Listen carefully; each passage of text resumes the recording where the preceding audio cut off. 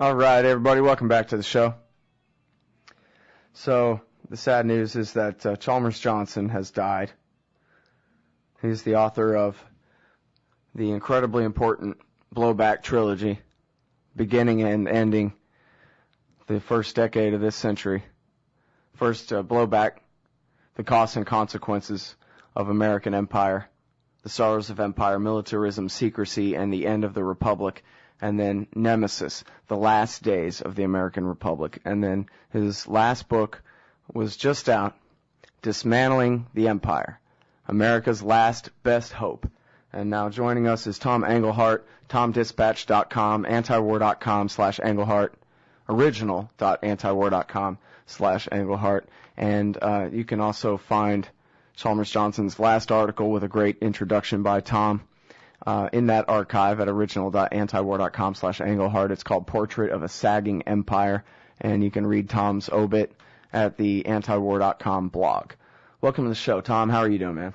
Hey, Scott. Well, we lost a great one over the weekend, but I hope to be upbeat about it.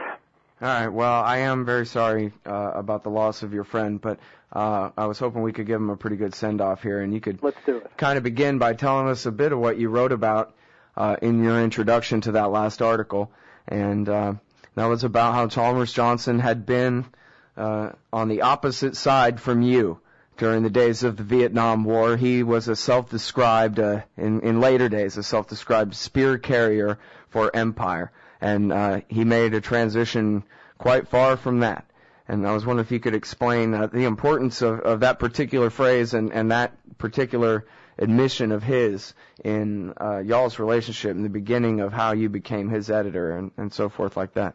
Yeah, well, let me tell you. I'll tell you how it began for me. I was, at that point, this was 1998, Tom Dispatch didn't exist. I was an editor, as I still am, at a place called Metropolitan Books, where I do the American Empire series now, but I was just doing general books then.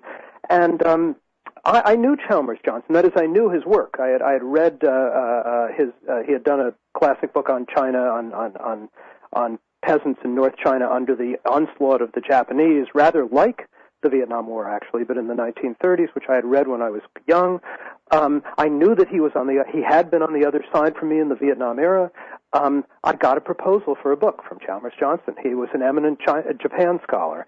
I started reading that proposal, which became the book Blowback, and all there was a chapter, an outline, and an introduction. And in the introduction, it's there now, so I thought I'd just read it to you. He was complaining about anti-war radicals of that moment and the fact that of the 60s and the fact that they were romantics about Asian communism, as was basically true. And then there was this set of sentences. He said, as it turned out, however, they understood far better than I did the impulses of a Robert McNamara, a McGeorge Bundy, or a Walt Rostow. They grasped something essential about the nature of America's imperial role in the world that I had failed to perceive. In retrospect, I wish I had stood with the anti-war protest movement. For all its naivete and unruliness, it was right and American policy wrong. Now, at that moment when I read that, and that was just an early part of his introduction, I knew that there was no man like him of his age and particular eminence. He had also been a CIA consultant during that period in America. Well, he taught kids the Cold War at USC. Oh yeah, and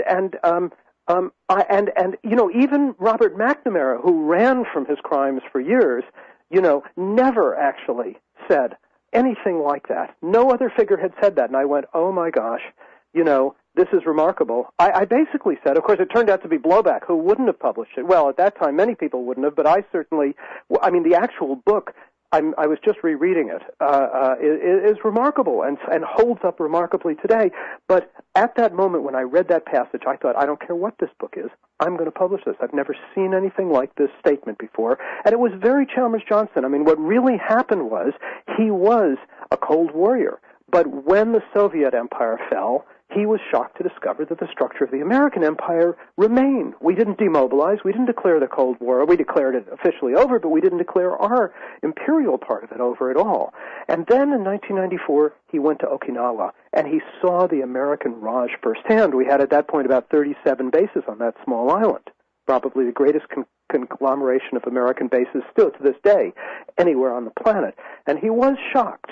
And this sent him on a different path. I mean, his was a true American odyssey, and it turned him into the most striking critic of American militarism and the American empire. And when you go back and look at Blowback, I put out Blowback. I said, yes, he worked on it, we edited it. It came out in 1999. This was 2 years before, almost 2 years before the 9/11 attacks, and it essentially predicted the 9/11 attacks. I don't mean that literally, but that was what it was. That Blowback, which was a CIA term of trade, was the term for operations, for what happened after operations that were committed by Americans, by the American government that Americans didn't know about. Those operations blew back on this country, and Americans, having no idea that they were in any way connected to American operations, took them as mad acts, simply mad attacks on us. He saw this. He warned about it. His book, I mean, in this sense, he was literally a Cassandra because nobody paid any attention except for, a few anti-war libertarians and some people on the left. Basically, he was dismissed as formerly eminent professor, now ranting maniac, more or less, to the extent that anybody paid attention until the 9/11 attacks. Yeah. When 9/11 hit, that book suddenly appeared in the center of all those tables that went up and every bookstore across America. And the book, of course, became a bestseller, and we know what happened from there. He had great courage. He wrote what he thought. When he saw something that was wrong, that he had done wrong, he said so. His questions to his last moments were powerful. I would say that his last major question for all of us was, what does it mean for a superpower to go bankrupt? A question which has hardly been raised and to which we have no answers, but which we may live to experience. Well, certainly part of his legacy is the popularizing of that term blowback, and I appreciate your clarification, too. It's not just unintended consequences. It's unintended consequences of covert operations that seem to appear out of the clear blue sky and must be motivated only by madness, which makes us the defenders instead of the aggressors. That's hardly the case. And he really has that was a major contribution, too. But also it's the empire of bases and his digging into the base studies and counting them up and saying, hey, look, everyone, 700-something bases. And I think David Vine says that now it's up over 1,000, and that's admitted to. But still, that term, 700 bases, more than 700 bases around the world, that comes from Chalmers Johnson there, and that is a major contribution because nobody brags about that. Everyone says that as a criticism of what are we doing? That's right. No, I mean, there's no question to the extent that anyone could focus, as an American still to this day, if you want to talk about blowback-like situations, Americans still are not focused. I mean, despite the fact that millions of Americans pass through those bases every year, when you think about it, I mean, soldiers, civilians, spies, journalists, all pass through those bases. Americans are remarkably unfocused on the fact that on our basis, I mean, he saw that we were what he called an informal empire, and that our empire was based not on holding land. I mean, traditionally, when an empire like Britain or Rome had bases, or the Chinese, the bases or garrisons were garrisoning taken land. They were garrisoning colonies, but we didn't do that. Our empire, in a way, was our basis. And one of the fascinating things, his second book, The Sorrows of Empire, the one after Blowback, he went after the bases. He did it chapter by chapter, very methodically. It's the absolute heart of that book, and it's a brilliant book.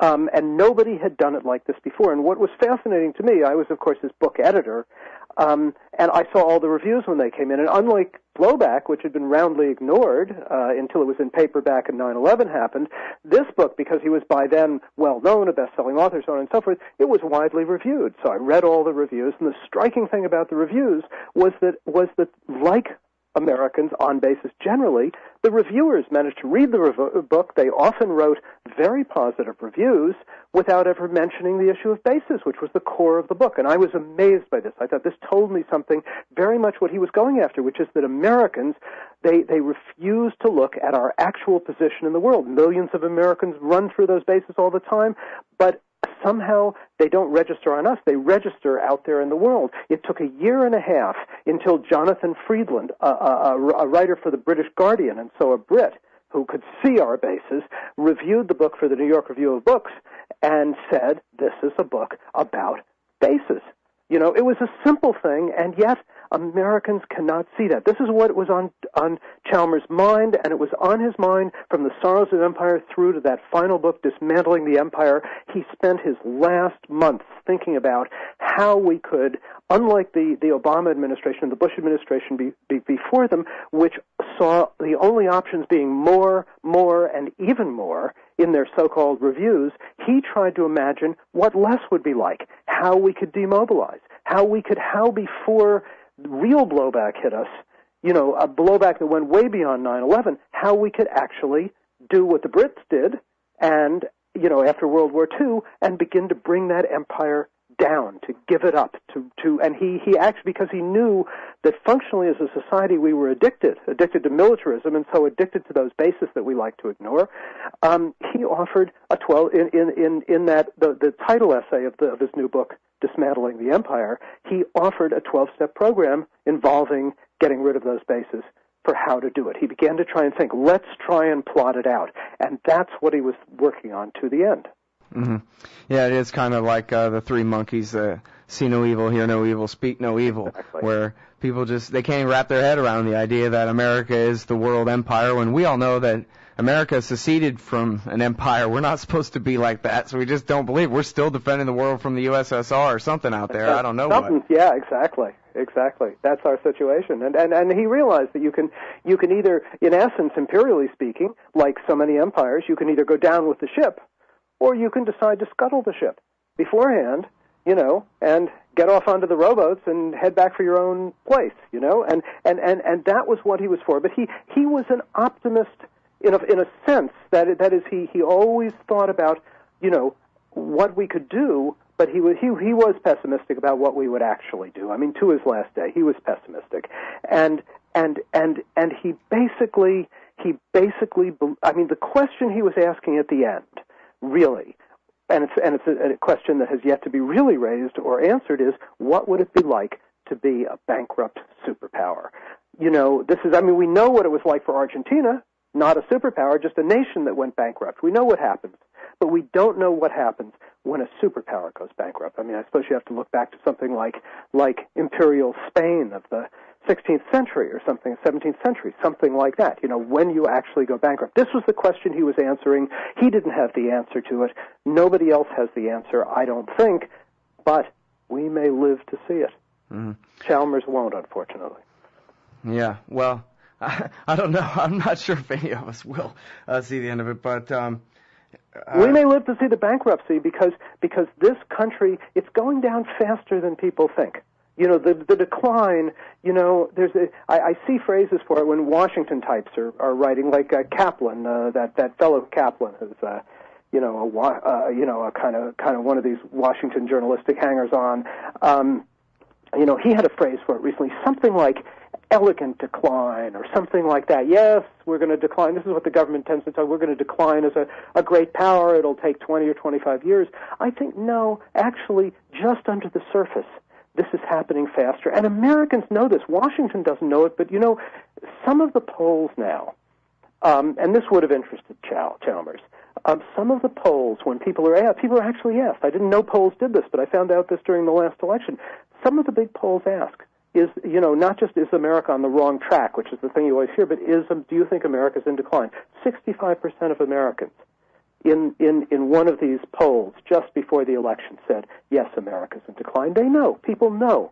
This is not going to be as good for our kids as it was for us and our grandkids as it was for them. You know, they know this. Chalmers knew this.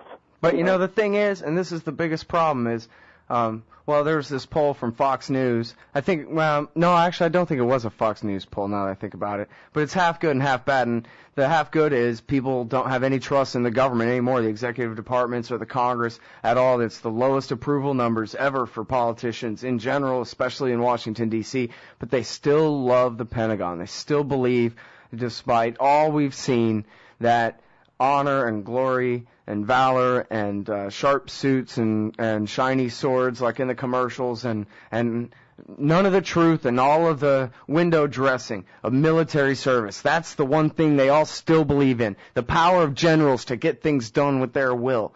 And it worries me that, as you say, we're going bankrupt here because all the profits are being made by people basically as the money's going out. We're not, really just plundering. And, the Spanish at least started off making a profit before it became unprofitable to be an empire anymore, and then they pushed it too far. I don't know if it was ever profitable for America, really. But now we're pushing it to bankruptcy, and it seems like my worry is that the more chaotic things get, the more our empire comes home here. And after all, if we're all broke and they still need money for their wars and their bases all over Eurasia and whatever, then they're going to have police state powers to clamp down on us to get the last of what we're worth. Yes. This was exactly what Chalmers was worried about. He said you give up your empire or you live under it. That's what he said to me on this show. Yeah, that's absolutely right. And one of the startling things to me is that, everybody everybody argues about the stimulus package here. Should we have more? Should it have been bigger? Should it have been less? Shouldn't it have happened? But nobody really discusses the fact that without any discussion, there is an enormous stimulus package happening abroad. We just the other day, there was a $511 million contract given out to a large American construction firm to build another one of these huge citadel-like embassies in Kabul. $790 million when you include the consular things around Afghanistan. This was going to make work for 1,500 Afghans. Nobody minds handing out the money for that. And it's just typical of the stimulus package that's going on throughout the empire as we build bases and embassies and so on and so forth. It's not that there's no stimulus package, it's that the stimulus package isn't for us.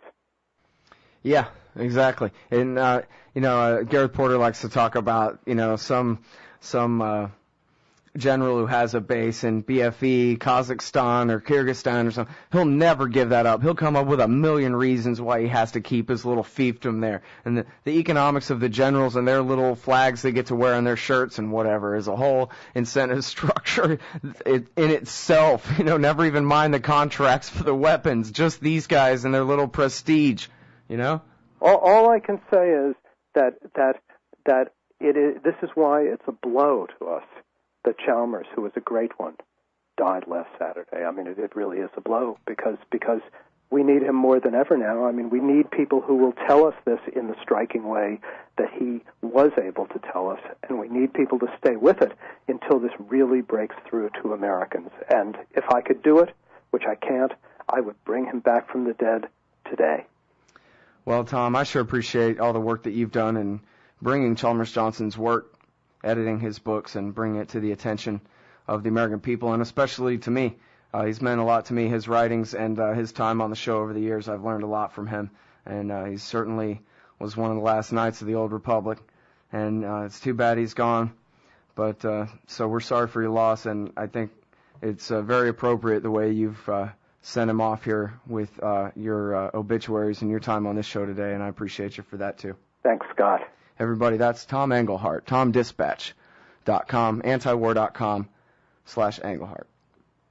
And that's all for the show today. See y'all tomorrow.